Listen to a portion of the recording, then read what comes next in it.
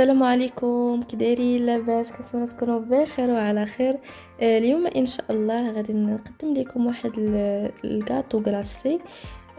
كي كيكون بارد، هو بدون جيلاتين، بدون قشده طريه، بمكونات بسيطه ومتوفره في اي بيت. اول حاجه غادي نوجد الطبقه الاولى اللي كتكون من بسكوي ماريا 200 غرام كيف ما كتشوفوا معايا،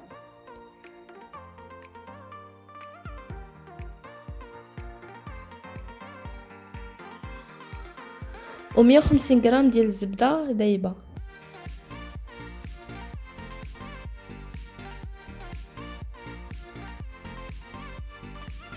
دابا غادي ندير البسكوي في شي ميكسور وباش نطحنو مزيان حتى يولي ليا مطحون مزيان. المهم حاولوا انكم تطحنوه، ما تخليوش فيه شي حبه كذا ما مطحوناش.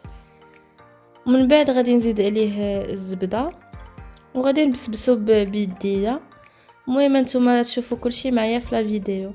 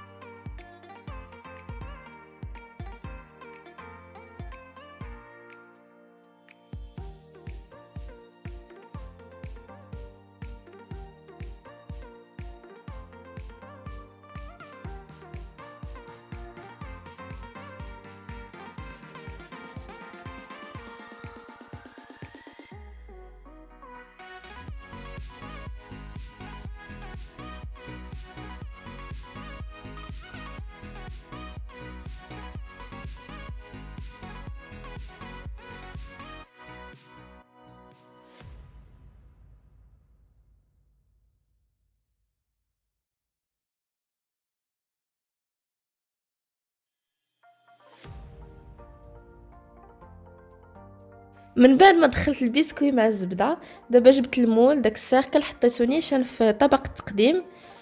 ودابا غادي نخوي فيه البسكوي، وغادي نحاول انني نضغط عليه ونقادو ويجيني هكا طبقه مستويه. غادي نقوم بالاستعانه بالمعلقه باش ما تجينيش جهه طالعه جهه هابطه، يجيني كلشي مقاد صافي. وغادي ندخلو للثلاجه باش يشد راسو، او ميم طون باش نوجد لا كريم ديالي. خليكم معايا.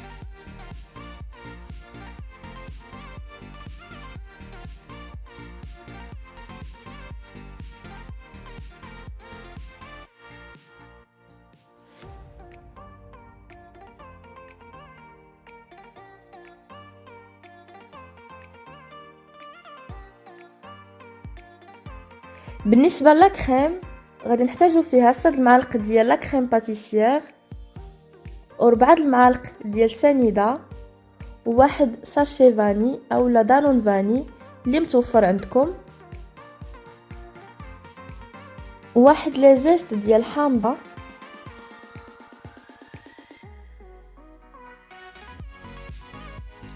وجو ديال 3 ديال الحامضات، وبيضة واحدة، واطرد الحليب. بالنسبه للحليب غادي نديرو في كاسرونه، وغادي نزيد عليه دوك لي زيت ديال الحامض، وغادي نديرو فوق البوطه حتى يغلى.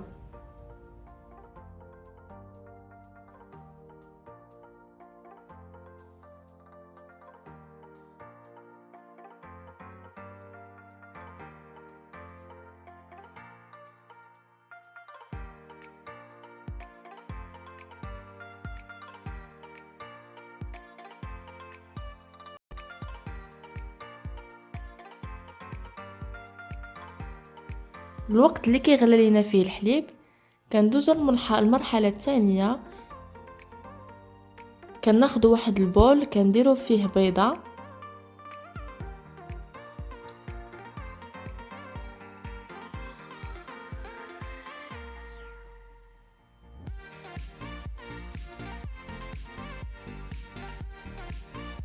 و4 المعالق ديال سنيده،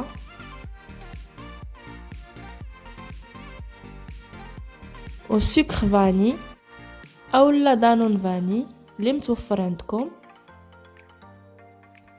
و6 المعالق ديال لا كريم باتيسير. بالنسبه للمعالق يكونوا شويه بومبي.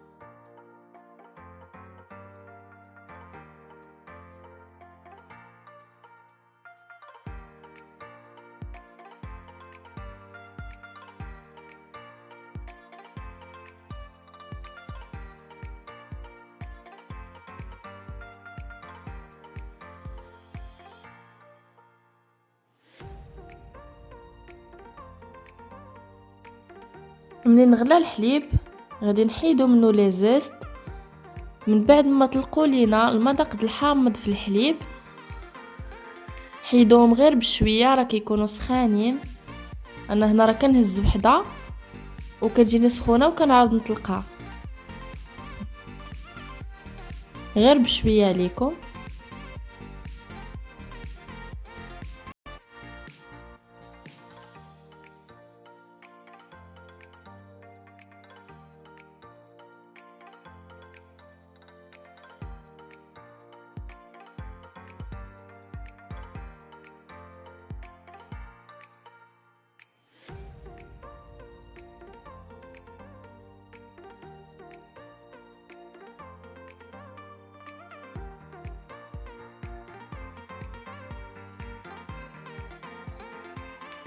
هنايا غادي نبقى نزيد بشويه بشويه الحليب، و او ميم طون كنخلط بالفوي مزيان،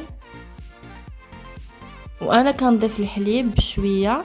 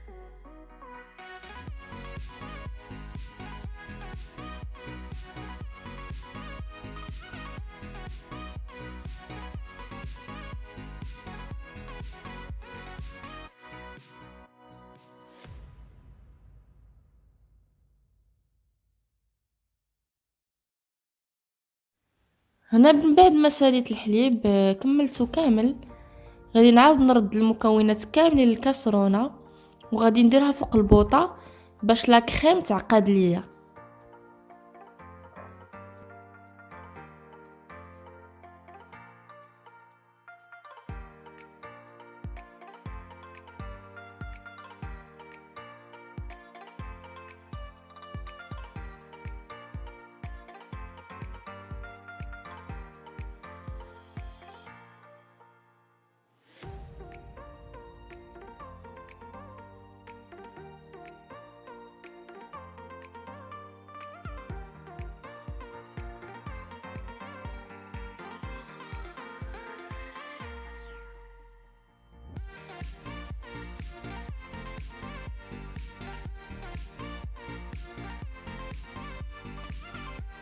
من بعد ما عقدت ليا لا كريم غادي نزيد دوك لو جي ديال 3 د الحامضات، غادي نزيدهم على لا كريم وغادي نبقى نخلط مزيان حتى غادي تولي ليا شويه جاريه، ما تبقاش ليا ثقيله. صافي وغادي نخويها على البسكوي ملي كنكون خرجته من الثلاجه.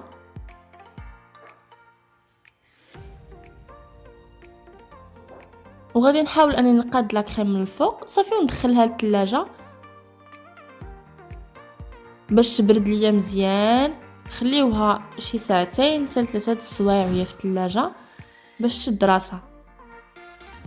من بعد ما الكاطو ديالي برد ليا خرجته من الثلاجه صافي. هنا دابا غادي نحيدو من المول وغادي نديكوريه. انايا هنايا غادي ندير ليه نزوقو بشويه ديال هكذا ديال الحامض وعريشه ديال النعناع.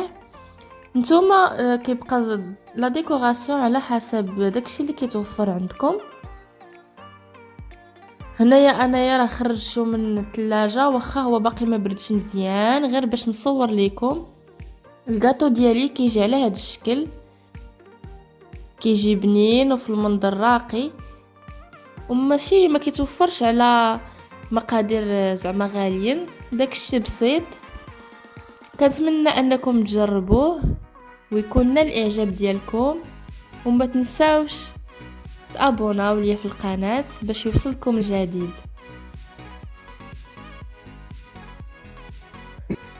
الى فيديو قادم او فلوق قادم ان شاء الله.